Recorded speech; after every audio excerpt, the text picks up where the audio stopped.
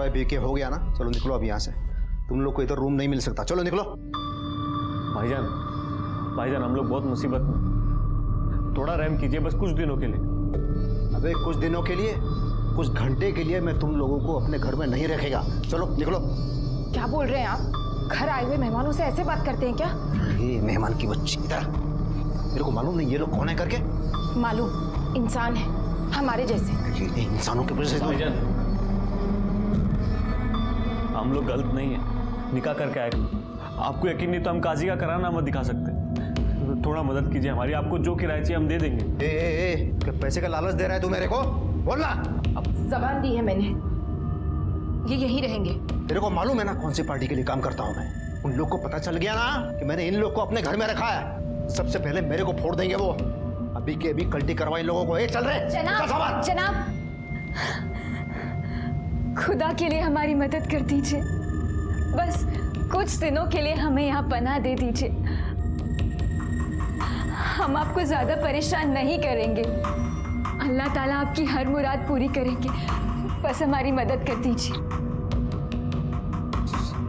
हाथ जोड़ने की क्या जरूरत है? चलो ठीक है, दे दिया मैंने कपड़ा। अब खुश है? शुक्रिया जनाब। लेकिन बहुत ज्यादा खुश नहीं होने का, और घर के बाहर ज्यादा घूमना फिरना नहीं। हाँ, और जो नमाज दुआ जो पढ़ता है ना, वो ऊपर कमरे में पढ़ने का। वो क्या, वो मेरे एरिया में थोड़ा सा टेंशन चल रहा है इसलिए बोल रहा हूँ। जी जनाब। शुक्रिया। कमरा देखो ऊपर जा। आइए मैं आपकी मदद कर देती हूँ। अस्सलाम वालेकुम भाईजान। जी खैरियत से पहुंच गए? हाँ रहने को मिल गया था। हाँ हम आपको एड्रेस सेंड करते हैं ना, आप अपना बंदा भेज के बक्सा उठा लीजिए। अल्लाह हाफिज। क्या कहा उन्होंने? वो एक नंबर सेंड करते हैं, उसे फ़ोन करेंगे तो बक्सा लेकर जाएगा।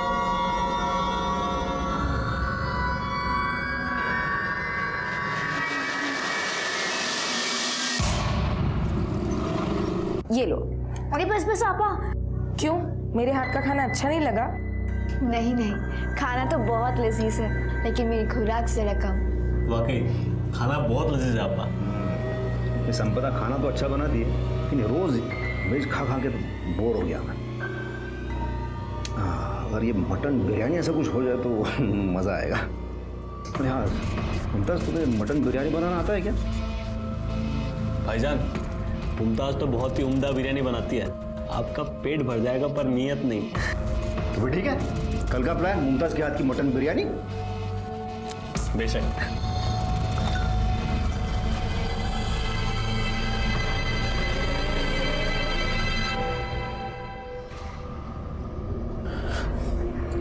क्या हुआ? फोन नहीं लग रहा? रफीक हम फंस गए, यहाँ माहौल बहुत खराब है, ज्यादा दिन नहीं रुक सकते, सामान देकर निकलना होगा। हाँ पर कैसे? रियाज भाई भी फोन नहीं उठा रहे हैं। तो भाईजान को फोन करो ना। 1000 बार कर चुके हैं, वो भी फोन नहीं उठा रहे। समझ नहीं आ रहा क्या करें। ये बक्सा तो जान की मुसीबत बन गया।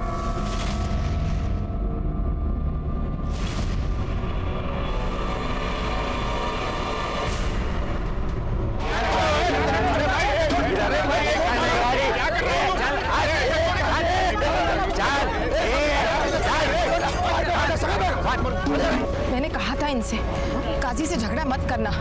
काजी तेरे को प्यार से समझाया था मैंने, ये कबाब का गाड़ी बिरयानी का गाड़ी इधर नहीं डालने का, तो ये बात तेरे दिमाग में घुसता नहीं क्या? अरे हमको भी धंधा करने का है ना, कहाँ जाके धंधा करेगा? जब मैं बोल रहा हूँ तो मैं इधर है ना, यहाँ पर ये गाड़ी नहीं लगेगा, मैं बता रहा हूँ। चल तोड़ रहे, उठा के बैठ। अरे वो गाड़ी फेंक दो उधर।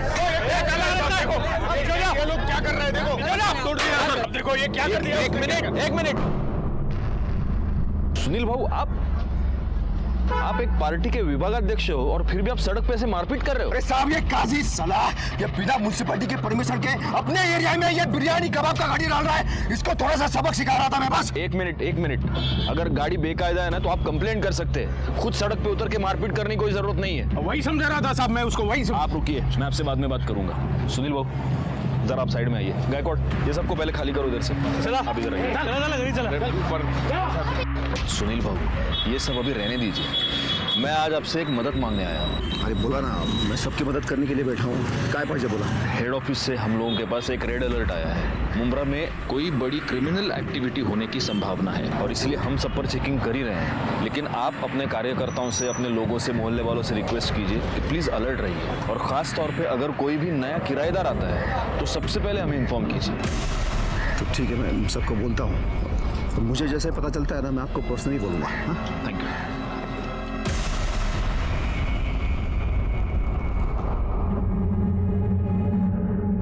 अरे भाई लोग, यहाँ पे तमाशा नहीं चल रहा, चलो निकलो। ये चल जा रे। सुनी ना सब, तू गुस्सा क्या तेरे दिमाग में? मैं क्यों मना कर रहा था इन लोगों को रखने के लिए? चलो अभी निकलते हैं यहाँ से, इससे पहले कोई देख ले। चलो।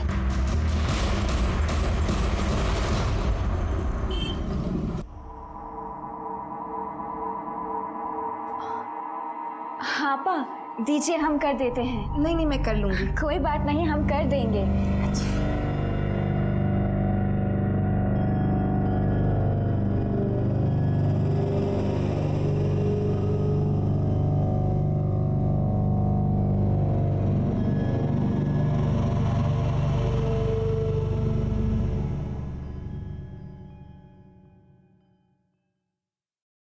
मैं स्कूल जा रही हूँ, आप नाश्ता करके काम। अरे अभी तक तैयार नहीं हुए, आज काम पे नहीं जाना है क्या?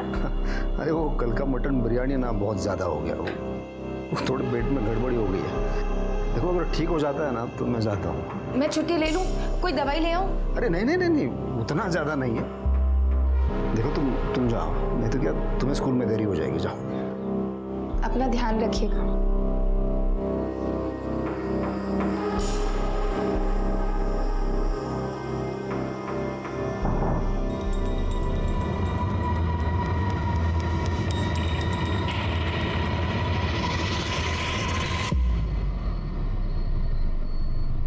सुना। अरे दर्शन, प्रवीण, अच्छा अपने सारे कार्यकर्ता वो माने, शिरवाड़कर, साड़ू सब आ रहे हैं ना? सब आ रहे हैं। क्योंकि क्या मुझे इसमें पार्टी में सबका समर्थन चाहिए, तभी मैं बात को आगे बढ़ा सकूँ। हाँ भाऊ, बरोबर है।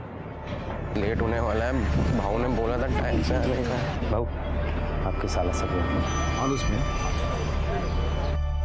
रागिणी। नमस्ते जीजा जी। नमस्ते, कैसी हो तुम? मैं अच्छी।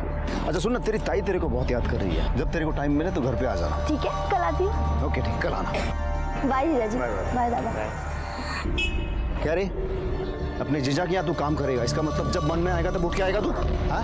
अरे मैं पगार देता हूँ ना तेरे को, तो टाइम पे आने का, काम करने का। तेरे को मालूम था ना आज पार्टी का मीटिंग है करके?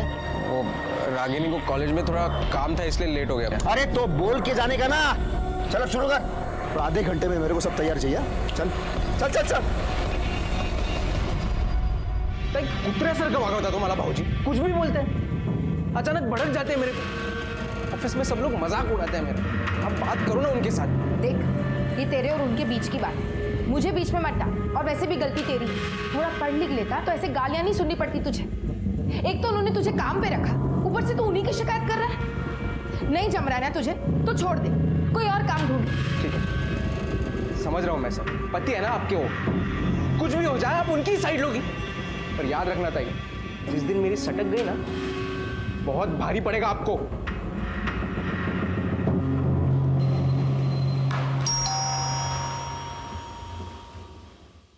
अरे रागिणी, ये दीदी कहाँ है? दीदी। अरे रागिणी तू लेट हो गई, तेरी ताई तो निकल गई स्कूल के लिए। दीदी चली गई? हाँ। मैंने मस्त आप दोनों के लिए पोहा बनाया। अब दीदी तो चली गई, आप खा के देखो कैसा है। तूने बनाया तो अच्छा ही होगा ना। देखो मैं चम्मच लाती वाह वाह वाह। हूँ। मैं अपने हाथों से खिलाती हूँ। अच्छा खिला। कैसा है? दीदी जितना अच्छा नहीं है ना? अरे नहीं, कमाल, बहुत मस्त बना। तूने जो ड्रेस मंगाया था ना, बोला था ना? वो ड्रेस? हाँ मैं लेके आया, अंदर रखा है, जा। आप पोहा खाओ, मैं देख के आती हूँ। अरे तेरे जीजा को क्या समझाया तूने? और रखा है जीजा जी ने ड्रेस। रागिनी कहाँ देख रही है तू? वहाँ नहीं है। कहाँ है ड्रेस जीजा जी? मैं देता हूँ।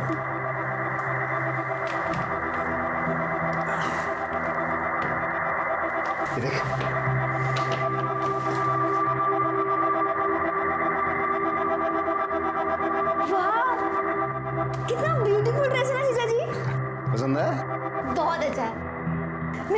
अभी? अच्छा थोड़ा जल्दी करना क्योंकि मुझे अर्जेंट काम है। ठीक है। कर ले, मैं हूँ बाहर।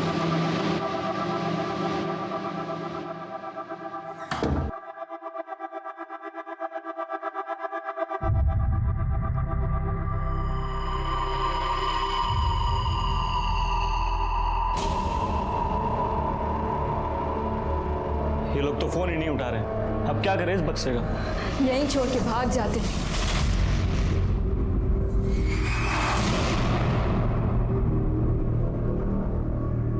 क्या नाम है आपकी बेटी का? कब से लापता है? संपदा पवार नाव आहे साहेब तिचं। 2 दिन से मेरी बेटी गायब है साहब। उसके पति को भी नहीं मालूम वो कहाँ गई। मतलब शादीशुदा है? तो कंप्लेंट लिखवाने के लिए उसका पति क्यों नहीं आया? आप लोग क्यों आए? क्या नाम है उसके पति का? क्या करता है? सुनील पवार नाम है साहब, अध्यक्ष है ये एरिया का वो। सुनील पवार? सुनील बाबू? हाँ अरे उनको तो जानता हूं मैं। तो सुनील बाबू की पत्नी 2 दिन से गायब है और सुनील बाबू ने कंप्लेंट नहीं की? सर एक्चुअली ताइना एक स्कूल में पढ़ाती है और 17 तारीख को वो स्कूल की तरफ से लोनावला पिकनिक ही गई थी, पर दीदी को तो कल आ जाना चाहिए था। और जब वो नहीं आई और मेरा फ़ोन भी नहीं उठाया तो मैंने जीजा जी को फ़ोन किया और उन्होंने बताया कि दीदी तो आई नहीं है वापस। और जब अगले सुबह मैंने फिर से कॉल किया तो जीजा जी को और टेंशन हो गई, तो वो उसे ढूंढने लोनावला गए। शायद इसलिए ही नहीं आया। आप लोगों ने स्कूल में फोन किया? हाँ, सबसे पहले मैंने स्कूल में ही फोन किया था साहब, लेकिन वो लोग बोले कि तुम्हारी बेटी पिकनिक पे गई नहीं। और जो लोग पिकनिक पे गए थे वो 1 दिन पहले ही आ गए साहब। ठीक है, आप एक काम कीजिए, संपदा के फोटोग्राफ्स और डिटेल्स यहाँ गायकवाड़ के पास दे दीजिए। हम जल्द से जल्द उन्हें ढूंढने की कोशिश करेंगे। जी साहब, मेहरबानी होगी। Thank you sir. संपदा की तलाश करने के लिए हमने उसके स्कूल, घर से लेकर स्कूल तक के सभी रास्ते और आस पड़ोस में सबसे पूछताछ की। सिवाय इस जानकारी के कि 17 जनवरी को संपदा अपने स्कूल में पहुंची ही नहीं, हमारे हाथ कुछ नहीं लगा। संपदा एक बहुत ही सीधी सादी, सबको मदद करने वाली नेक दिल औरत थी जिसका कोई दुश्मन नहीं था। ऐसी औरत इतने सस्पिशियस सर्कमस्टांसेस में अचानक गायब हो जाती है, क्यों और कैसे? सोच सोच के दिमाग का दही हो गया है। पता नहीं वो संपदा किधर चली गई। आपको पता है कितना टेंशन है मेरे को। सुनील बाबू, आपके फैमिली में आप दोनों के अलावा और कौन कौन है? फैमिली के नाम पे तो मेरे घर में सिर्फ मैं और संपदा है। बाकी एक भाड़ोतरी था, नई नई शादी करके आए थे ना। मुझे लगता है मैंने उनको रूम भाड़े पे देके बहुत बड़ा गलती किया है। आपने रूम भाड़े पे दिया था? किसको? क्या नाम था उनका? रफीक और मुमताज़ बेग नाम था उनका। क्या? सुनील बाबू, मैंने आपसे पर्सनली मिलकर आपको हेड ऑफिस से जो रेड अलर्ट आया था उसके बारे में बताया था। मैंने नहीं रखा उनको, वो संपदा को उन दोनों ने पटाया। संपदा मानी नहीं, मैं क्या करता फिर? देना पड़ा मुझे। लेकिन वो बहुत दिनों तक रहे नहीं थे, वो बहुत जल्दी चले गए थे। आप एक पॉलिटिकल पार्टी के विभागाध्यक्ष हैं, आप इतनी बात समझते नहीं? वो लोग अगर क्रिमिनल एक्टिविटीज में इन्वॉल्व होंगे तो वैसे ही एक जगह पर बहुत दिन रुकेंगे नहीं। कब गए वो लोग?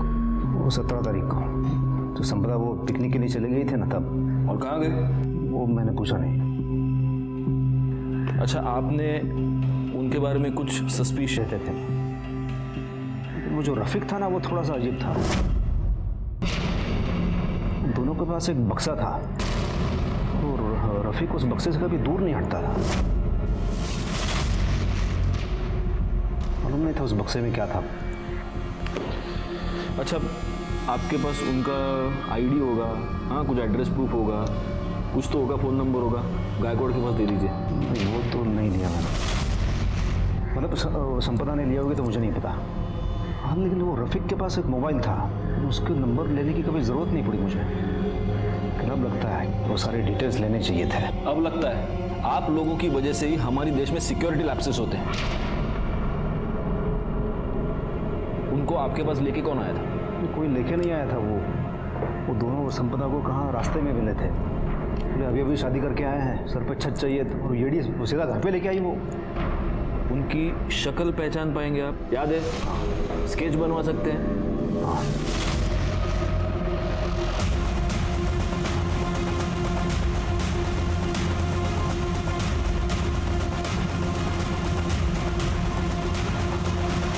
सर रफ़ीक और मुमताज़ के स्केच बन गए। ग्रेट। फौरन ये स्केचेस आसपास के पुलिस स्टेशन और हमारे खबरियों को भिजवा दो। हमें किसी भी हालत में इन्हें पकड़ना होगा, इससे पहले कि ये किसी आपराधिक घटना को अंजाम दे दें। सर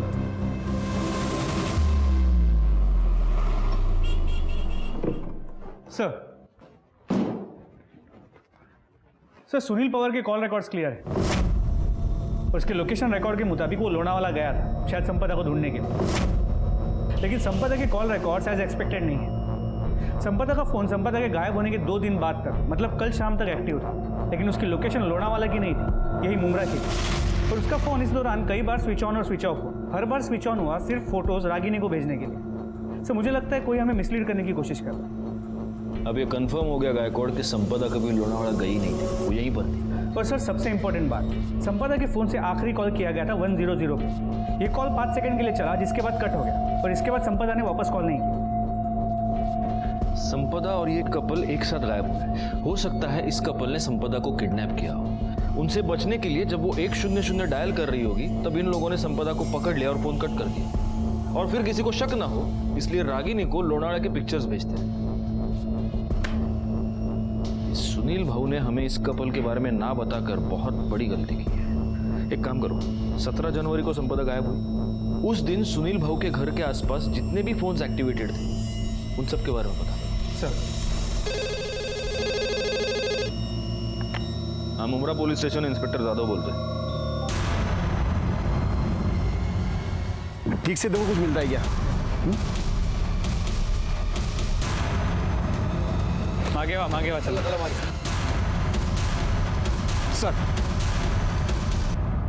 सर ये संपदा पवार है, सर पे बहुत बुरी तरह से चोट लगी है। लाश को पहली बार किसने देखा था? सर ये जवळ मिठा घर है, वहाँ के कुछ लोगों ने सबसे पहले बॉडी देखी है। सर आपने जो फोटो भेजी थी उससे हमने मैच किया और आपको इन्फॉर्म किया। ये सर पे जो घाव हुआ इसकी वजह से मौत हुई? नहीं सर है बघा, 2 गोलियां पेट में मारी गई है, शायद इससे हुई है। आसपास कुछ मर्डर वेपन, इसका मोबाइल, आई कार्ड कुछ भी मिला? नहीं सर, हमने काफ़ी ढूंढने की कोशिश की लेकिन कुछ नहीं मिला। गायकवाड़, बॉडी को पोस्टमार्टम के लिए भेज दो और इसके परिवार वालों को इन्फॉर्म करो, कह दो कि शिनाख्त के लिए आ जाए। सर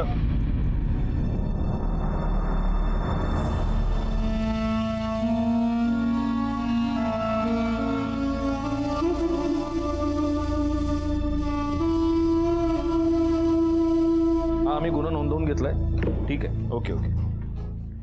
सर संपदा की बॉडी से जो गोलियां मिली थी, बैलिस्टिक रिपोर्ट के मुताबिक वो यूएस मेड बेरेटा गन से चलाई गई। और संपदा की पोस्टमार्टम रिपोर्ट के मुताबिक पहले उसके सर पे वार किया गया था, जिसके बाद उसे 2 गोलियां मारी गई, जिस वजह से उसकी मौत हुई। मुमरा में यूएस मेड बेरेटा गन, और वो भी एक स्कूल टीचर को मारने के लिए। गायकवाड़, ये काम जरूर उस कपल का ही है। सर 17 जनवरी को सुनील के घर के आसपास जितने नंबर एक्टिव थे उसमें से एक नंबर संदिग्ध है, जिससे कई सारे इंटरनेशनल कॉल किए गए हैं। और सर ये जो दूसरा नंबर है ये तलोजा का नंबर है। इस नंबर से तलोजा के नंबर पर भी कई बार कॉल किए गए थे। सर लास्ट कॉल कल का है। एक काम करो, ये दोनों नंबर्स मॉनिटर करो और गायकवाड़ इनकी मोबाइल लोकेशन मुझे चाहिए इमीडिएट। सर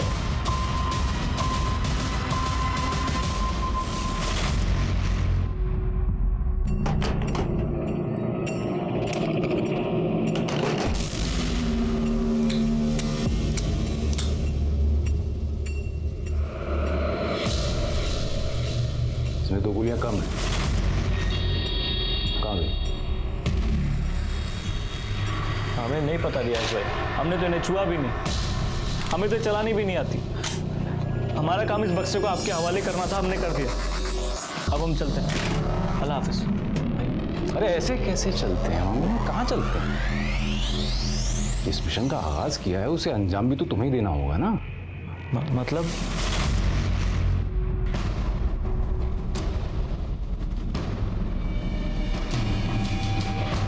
साहब, सुनील भाऊ का और काजी का बहुत टेंशन चलता था, बहुत लफड़े भी हुए थे। पता नहीं साहब, वो भिवंडी क्यों चली गई हमें मालूम नहीं साहब। संपदा समाज सेना की एक्टिविटीज में इन्वॉल्व रहा करती थी? नहीं सर, ताई ये सब से दूर ही रहा करती थी। ठीक है, तुम उस पर नजर रखो और अपडेट करते रहो। सर खबर पक्की है, तलोजा का नंबर रियाज पारकर का है, जो नाम के लिए तो दुकान चलाता है, लेकिन दुकान के पीछे उसका गोडाउन है जहाँ से वो इलीगल एक्टिविटीज करता है।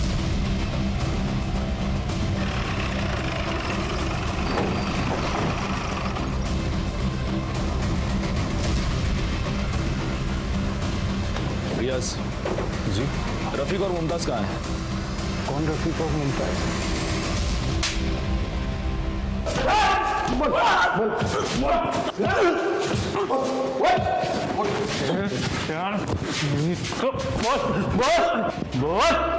गायकवाड,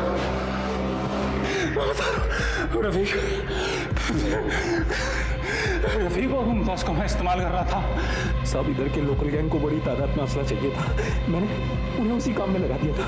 उन दोनों का हुलिया बता। हुलिया बता उनका। मोबाइल, उनका मोबाइल में मोबाइल कुंटे मोबाइल क्यों नहीं ऐसा?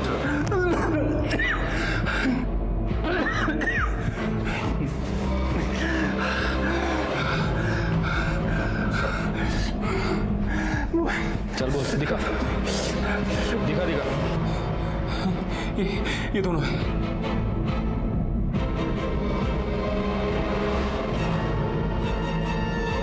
आप कहाँ हैं बता। पता नहीं, कल पता नहीं कहाँ चले गए, और साथ में वो बॉक्स भी ले गए। बॉक्स ले गए?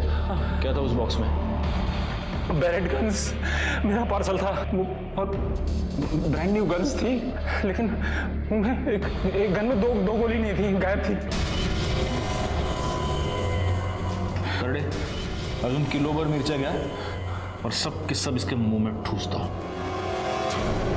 जो मैं कह रहा था वही सच है। संपदा को इनकी असलियत पता चल गई और इसीलिए ये कपल उसको मारकर भाग गया।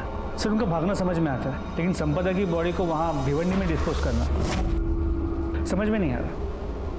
होगा, इसका भी कोई ना कोई रीजन होगा। और ये रियाज जो हमसे कह रहा है कि ये कपल भाग गया है, ये झूठ है। इस रियाज ने ही जरूर इनको किसी मिशन पर भेजा है और हमें उस मिशन के बारे में पता लगाकर जल्द से जल्द उन्हें रोकना होगा। हमारे पास वक्त बहुत कम है। सर, वो सुलेमान काजी को लेकर आए। एक नंबर का मक्कार इंसान है वो सुनील। मोहल्ले में हमारा जीना हराम कर रखा है उसने, हमारा धंधा बंद करवा दिया। हर रोज एक नई मुसीबत खड़ी कर रहता है वो हमारे लिए। और इसलिए तुमने उसकी बीवी को मार दिया। अल्लाह माफ करे, मैं क्यों मारूंगा उसकी बीवी को? मुझे तो लगता है कि सुनील ने खुद अपने हाथों से अपनी बीवी का कत्ल किया है, वो भी उसकी साली के चक्कर में है।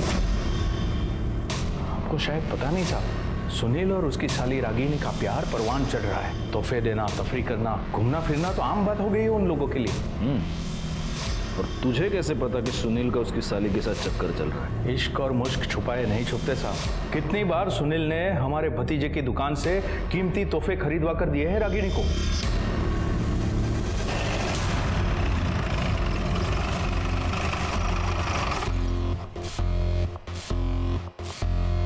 चेक करो।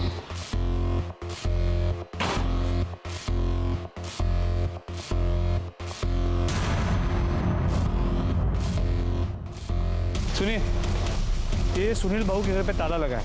कहाँ गए हैं, कब आएंगे, कुछ पता है? भाऊ तो कल से ही नहीं दिखे, कल से ही घर में ताला लगा हुआ है।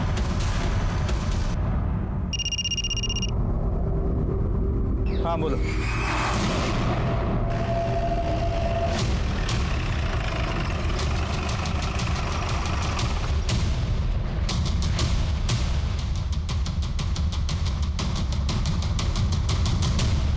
सर, बॉडी के पास पर्स और मोबाइल मिला है। देखो तो।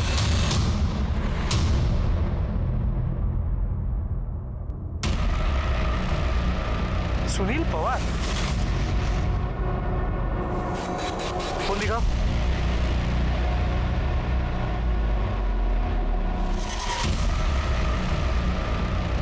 फोन को बुरी तरह डैमेज करने की कोशिश की गई, स्विच ऑन भी नहीं होता। और सर, पीठ के ऊपर एक वार भी किया है। और सीने पे तो इतने वार किए हैं कि लगता है मारते वक्त किसी ने अपना पूरा गुस्सा इस पर निकाला है। एक काम करो, बॉडी को पोस्टमार्टम के लिए भेजो और वो मोबाइल लैब भेजो। सर, पीएम रिपोर्ट के मुताबिक सुनील पवार का मर्डर 22 जनवरी को दोपहर 2 से 4 के बीच में हुआ है। और सबसे खास बात यह है गायकवाड़ कि सुनील के बॉडी पर 8 से 9 इंच के चक्कू से कम 20 बार वार किए गए। 20 बार, मतलब जिसने भी सुनील बहू का मर्डर किया है उसने बहुत ही गुस्से और नफरत में उसका मर्डर किया है, और इसीलिए उसका खून होने के बाद, वो मरने के बाद भी वो मर्डर उस पर लगातार वार करता रहा। सर, रफीक का फोन कुछ मिनट पहले ही मानखुर्द में ऑन हुआ है। फौरन उसकी एग्जैक्ट मोबाइल लोकेशन निकालो, हमें जल्द से जल्द निकलना होगा।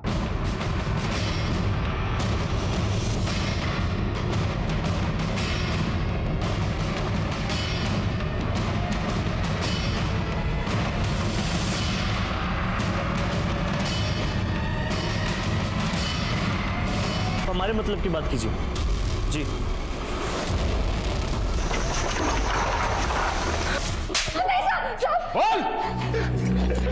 हम सच कह रहे हैं सर, वो असला हमारा नहीं है। हमें तो बस उसे उसकी मंजिल तक पहुंचाना था ताकि हमें नई पहचान मिले, बाकी की जिंदगी सुकून से कट सके। रियाज भाई से हमने चोरी इसलिए की थी क्योंकि हमें पता था कि अगर हम नहीं करेंगे तो वो किसी और को मजबूर करेगा कत्लेआम करने को। जनाब हम सच कह रहे हैं। वो हथियार तुम्हें एक नई जिंदगी देने वाले थे। मतलब जनाब, हम दोनों एक दूसरे से मोहब्बत करते हैं, पर हमारे घर वाले कास्ट की वजह से हमारे निकाह के खिलाफ थे। इसलिए मेरा दोस्त मुझे असलम के पास ले गया। उन्होंने कहा अगर हम ये बक्सा खैरियत से रियाज भाई के पास मुंबई पहुंचा दे तो हमें नहीं पहचान देगा और हम दोनों को बंगलुरु में नौकरी भी देगा। तुम जानती थी उस बॉक्स में क्या है? नहीं, खुदा कसम, हमें जरा भी अंदाजा नहीं था। और तुम? मुझे इल्म था हमें, मगर हमने मुमताज को इससे अनजान रखा। मैं मुमताज से किसी भी कीमत पे निकाह करना चाहता था, इसलिए हम दोनों बक्सा लेकर मुंबई आए और सुनील पवार के घर पे रेंट पे रहने लगे। मैं दिन रात रियाज पाकर को फोन लगाता ताकि वो बक्सा ले जाए और ये मुसीबत टले। और एक दिन सुनील ने पता कर लिया उस बक्से में क्या है। तुमको मालूम है मैं कौन है? इस पूरे एरिया का अध्यक्ष है मैं। अब तुम दोनों तो गए, पुलिस यहाँ से तुम्हें कुत्ते की तरह खींच के ले जाएगी, और अध्यक्ष होने के नाते मुझे पुलिस को तो बताना ही पड़ेगा ना भाई। उसके बाद वो मुझे ब्लैकमेल करने लगा। अच्छा, तू नीचे बैठा है, पैर पकड़ा है, इसलिए बचाता हूँ मैं तुम दोनों को। चलो उठ उठ उठ, चलो भाई बाहर जा। बाहर क्यों? तुम दोनों को बचाने के लिए मैं इतना बड़ा रिस्क ले रहा हूँ, थोड़ी सी कीमत तुझे क्या, इसको तो चुकाना ही पड़ेगा। मुमताज के साथ जबरदस्ती करने लगा। हमें समझ नहीं आ रहा था क्या कह रहे। हमें सब पता आपा की याद है, उनके पास जाके हमने सब तफसील से बता दिया। पर शर्म नहीं आती उनके बारे में इतना घटिया झूठ बोलते हुए? वो ऐसी गंदी हरकत कभी नहीं कर सकते।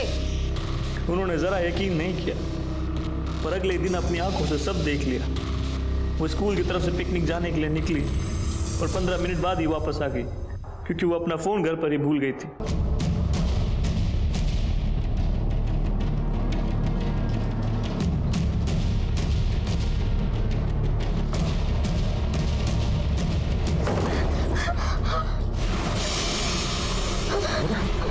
इसका मतलब ये लोग सच बोल रहे थे। मैंने इनकी बात पे भरोसा नहीं किया। तुम पर आंख बंद करके मैंने भरोसा किया और तब ये सब। संपदा, अरे तू गलत समझ रही है रे। इनको थोड़ा सा सबक सिखा रहा था। मेरे को मालूम नहीं ये लोग क्रिमिनल हैं। अरे गन का बक्सा लेकर घूम रहे हैं, तेरे को बेवकूफ बनाया इन लोगों ने। ये लोग तो पराए, लेकिन आपको क्या हो गया? तुमने पुलिस को खबर क्यों नहीं की? तुमने मुझे धोखा दिया है। छोड़ने वाली नहीं हूँ मैं तुम्हें। पुलिस को जाके अभी सब बता दूंगी मैं। ये संपदा, रुक ना, मेरी बात सुन रहे। मेरी बात सुनना, मैंने कुछ नहीं किया। तू कहाँ जा रही है? तू रुक जा। अरे संपदा, क्या कर रही है तू ये? मैं तुम्हारी करतूतों के बारे में पुलिस को बता के रहूंगी। तू ऐसा नहीं करेगी तो क्या करेगी? कुछ नहीं सुनना मुझे।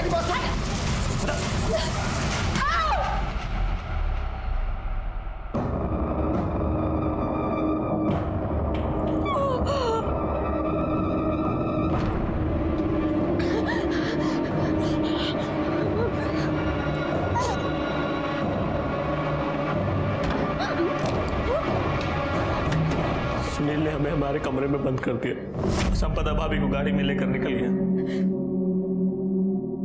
उसके पास गन कहां से आई?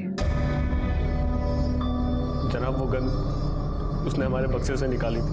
जिस दिन से उसे बक्सा मिला उसने अपने कब्जे में ले लिया। उसके बाद वो निकल गया और कुछ घंटे बाद प्रवीण के साथ वापस आया और हम दोनों को घर से बाहर निकालने लगा।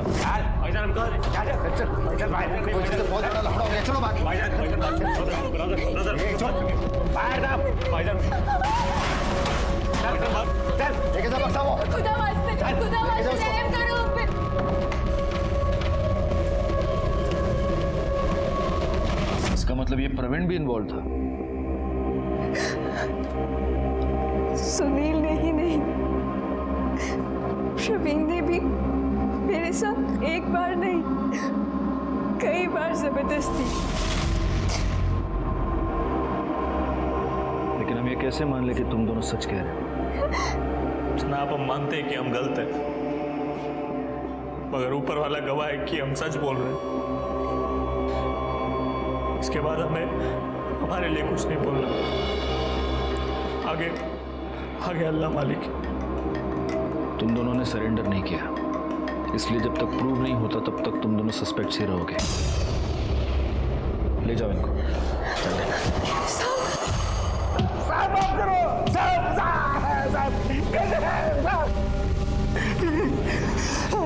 तू जब तक बोलेगा नहीं हमारे हाथ रुकेंगे नहीं। बोल।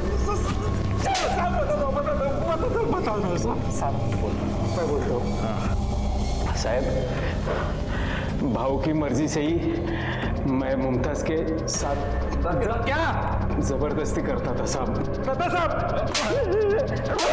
मुमताज तेरे सुनील भाव की प्राइवेट प्रॉपर्टी थी क्या?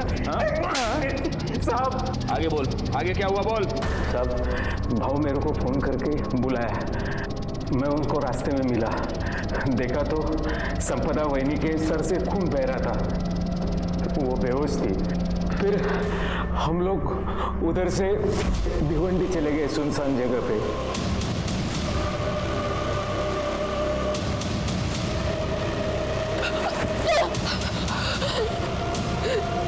तुम्हें छोड़ोगी नहीं, छोड़ोगी नहीं मैं तुम्हें, सजा दिलवाती रहूंगी।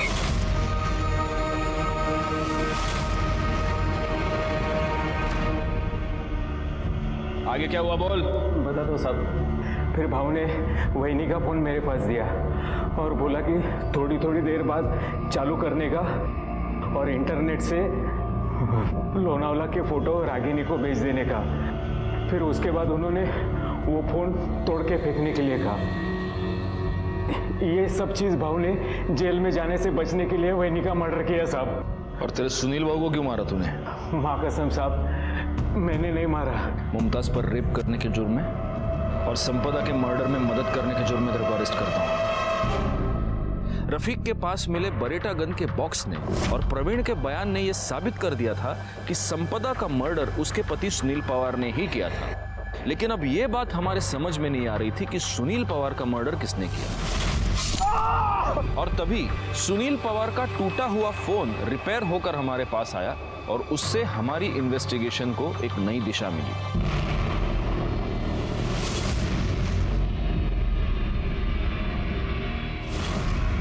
तुम्हारी ये तस्वीर हमें सुनील के मोबाइल में मिली। सच बताओ रागिनी, तुम्हारे और सुनील के बीच एग्जैक्टली क्या चल रहा था? सर मुझे सच में नहीं पता कि जीजा जी मेरी फोटो क्लिक कर रहे थे। अगर तुम्हें सच में पता नहीं था तो इस तस्वीर में तुम सीधा कैमरे के लेंस में देखकर स्माइल क्यों कर रही हो? रागिनी सच सच बताओ, वरना पाटिल मैडम तुमसे सच उगलवा लेंगी। नहीं सर हमारा कोई अफेयर ही नहीं था, सिर्फ जीजा साली का मस्ती वाला रिलेशन था। हम बस फ्लर्ट करते थे सर, बाकी और कुछ था ही नहीं। वो सब नहीं था, मतलब फिजिकल नहीं था सर। और तुम्हारी ये ऐसी फोटोज है, ये तुम्हारे अलावा और किसी को पता है? वो रफीक, उसको मालूम है सर। तूने जो ड्रेस मंगाया था ना, बोला था ना, वो ड्रेस? हाँ मैं लेके आया, अंदर रखा है, जा। आप पोहा खाओ, मैं देख के आती हूँ।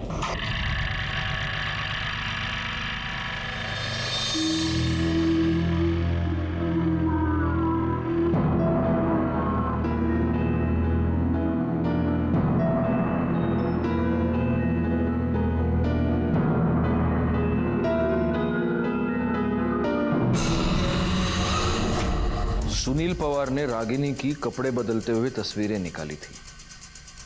तूने ये बात हमें क्यों नहीं बताई? जनाब वो ऐसा कुछ हमें याद नहीं आया, हम तो वहाँ गलती से मौजूद थे। और वैसे भी उस बेगरत बेशरम आदमी के बारे में ये जान के कौन सा कुछ नया जान लेते हैं आप। गलती से मौजूद था, लेकिन इस गलती का तो फायदा खूब उठाया होगा तूने। बता किस किस को बताया इस बारे में? संपदा को, जयदेव को?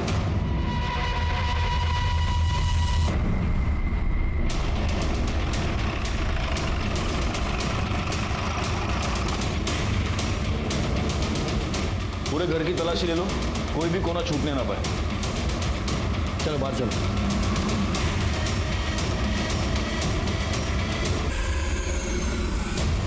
Sir pipe. दिवाकर जी, आपके कॉल रिकॉर्ड्स ये बता रहे हैं कि 22 तारीख को दोपहर को 1:30 बजे आपने अपने दामाद सुनील पवार को फोन किया था। हाँ साहब। तो क्या बात हुई आपकी? अब मुझे याद नहीं साहब क्यों किया था। तो इसका मतलब आपको याद दिलवाना पड़ेगा। पाटिल भाई, करड़े, इन दोनों को तब तक मारते रहो जब तक इनको याद ना आ जाए। आप साइड में आ जाइए, आप सीनियर सिटीजन। ये क्या कर रहे हैं साहब? आइए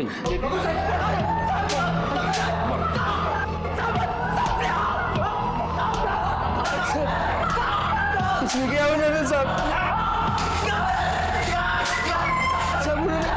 सब मेरी बात मानो साहब, उन्होंने कुछ नहीं किया। रुक जाओ, छोड़ दो इनको। इन्होंने कुछ नहीं किया साहब। सुनील का खून मैंने किया है साहब, मैंने खून किया है सुनील का, मैंने। क्यों साहब? वो मेरी बेटी रागिनी की गंदी तस्वीरें खींचता था। वो रागिनी को महंगे महंगे तोहफे देकर फंसा रहा था, उसके साथ अफेयर कर रहा था। वो मेरी दोनों बेटियों के साथ खेल रहा था साहब। मुझे पता नहीं था कि वो इतना घटिया इंसान था। मैंने जब उसे मारा तब तक मुझे पता नहीं था साहब कि वो संपदा का भी खूनी है, वरना मैं उसे पहले ही खत्म कर देता। उस दिन मैंने उसको फोन करके बुलाया था। बेटे मुझे बहुत चिंता हो रही है। मालूम नहीं पुलिस को क्यों लग रहा है कि संपदा का खून तुमने ही किया है। पुलिस तुम्हारे बारे में पूछताछ करने आई थी। बाबा अब मैं क्या करूं? एक काम करते हैं, टेम्पल रोड के पीछे मिलते हैं, बाद में सोचेंगे क्या करना है।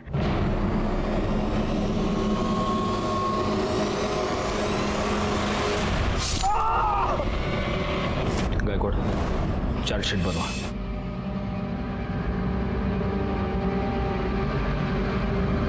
प्रवीण को मुमताज पर रेप करने के और संपदा के मर्डर में भागीदार होने के जुर्म में सजा मिली और दिवाकर राव को सुनील पवार के मर्डर के लिए। लेकिन इस केस में सही माने में विक्टिम थी मुमताज बेग। सुनील और प्रवीण जैसे लोगों ने उसकी अस्मिता को ठेस पहुंचाई। इसी के साथ मैं सीनियर इंस्पेक्टर राजेश यादव आपसे विदा लेता हूं। दोबारा मिलूंगा, तब तक सतर्क रहिए और देखते रहिए क्राइम पेट्रोल दस्तक, क्योंकि मकसद बताना नहीं, बचाना है। जय हिंद।